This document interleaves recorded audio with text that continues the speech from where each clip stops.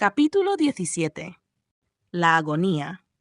En efecto, los dos jóvenes, en su éxtasis amoroso, habían olvidado un momento a la pobre doña Antonia, que yacía moribunda en la pieza cercana. Hemos dicho que, desde el día siguiente a la fuga de su hija, conmovida por la terrible crisis que había sufrido, más que a causa de la humedad a que había estado expuesta durante muchas horas, la desdichada anciana había caído en cama, atacada de una fiebre cerebral. Inútiles habían sido los cuidados que se le habían prodigado por las personas caritativas y amigas que la asistían, particularmente por Pilar, que, como una hija amorosa, no se había separado un instante de su lado.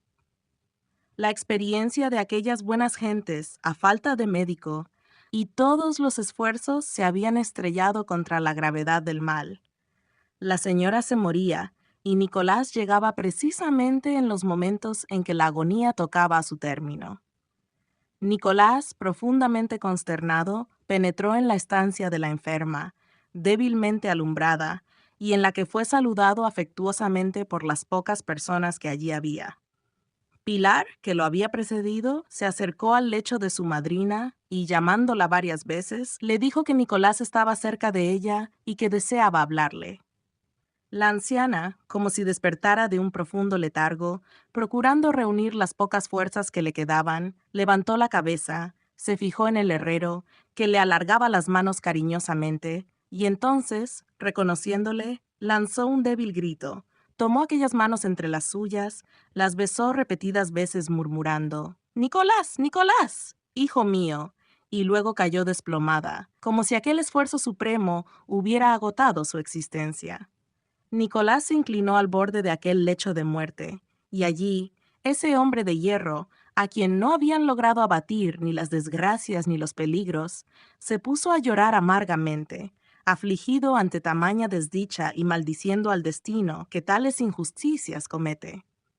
Doña Antonia aún vivió algunas horas, pero la agonía había sido demasiado prolongada. La vida se había extinguido bajo el peso de tantos sufrimientos, y antes de concluir la noche, aquella anciana virtuosa e infortunada exhaló el último suspiro en los brazos de su ahijada Pilar y junto al hombre a quien había amado como a un hijo. El dolor de la pobre niña fue inmenso. Acostumbrada desde su juventud a ver en doña Antonia a una segunda madre, a quien amaba además por su bondadoso carácter y por sus altas y sólidas virtudes, Pilar le era adicta sinceramente, y considerándola ahora abandonada por su hija, con el desinterés y la abnegación que son propios de las almas inteligentes y generosas, su adhesión y su amor se habían convertido en pasión filial. Así es que sus cuidados, durante la enfermedad de la anciana, habían sido exquisitos, y las vigilias y la inquietud sufridas se revelaban en su bello semblante, pálido y demacrado. La muerte de su madrina, por esperada que hubiera sido, le produjo un abatimiento indecible. Y sí, afortunadamente para ella, el amor de Nicolás, confesado ya de una manera tan clara y tan resuelta, no hubiera venido a consolarla y a fortalecerla. Como un rayo de sol, seguramente el alma de la buena y sensible joven habría visto el mundo como una noche sombría y pavorosa. Pero Nicolás estaba allí, su esposo futuro.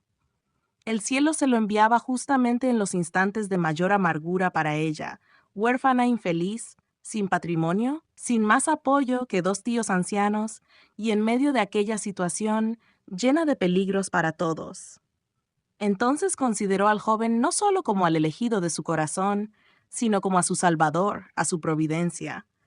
Y fuertemente conmovida por aquel cambio súbito de su suerte, por aquel socorro inesperado que parecía enviarle Dios como para recompensarla de sus aflicciones y tristezas, la joven, dando tregua a sus sollozos, cayó de rodillas y oró fervorosamente, con un sentimiento en que se mezclaban el dolor y la gratitud al mismo tiempo. Sacóla de su arrobamiento la voz de Nicolás, que le dijo con ternura y con gravedad religiosa, extendiendo la mano hacia el cadáver de la anciana: «Pilar, yo le juro a usted sobre ese cadáver que seré su esposo, y que no esperaré para realizar mi promesa más que el tiempo de luto. Es usted un ángel que yo no merezco». Pilar se echó en sus brazos llorando. Los circunstantes, conmovidos ante aquella escena, procuraron también consolar a la joven, y Nicolás salió inmediatamente para preparar los funerales de doña Antonia. Como la anciana había dejado algunos intereses, era preciso asegurarlos, puesto que no había dejado testamento y que la hija única que tenía había abandonado la casa materna. Desde luego, las autoridades locales quisieron disponer que vendiesen la casa y la huerta para atender los gastos precisos. Pero Nicolás se opuso a ello, ofreciendo hacer los gastos por su cuenta, como un homenaje a la memoria de su virtuosa amiga. Rehusó también encargarse del cuidado y administración de aquellos pocos bienes que las autoridades le encargaban, alegando razones de delicadeza bien comprensibles en su situación. De modo que aquel modesto patrimonio fue ocupado legalmente, pero sin intervención del honrado herrero. Sepultada la señora, a cuyo entierro concurrieron todas las personas que habían estimado sus virtudes, todo volvió a la vida normal, es decir, a aquella vida llena de zozobras y de peligros que hemos descrito. Nicolás se fue a su herrería de Atlihuayan, más querido aún por sus patrones, a causa de su noble conducta. Pilar volvió a la humildísima casa de sus tíos, que se convirtió para ella en un Edén, porque su esposo futuro, esperando la fecha señalada, la visitaba todas las tardes, como lo hacía en otro tiempo en casa de Manuela. Y ésta. Veamos lo que le pasaba.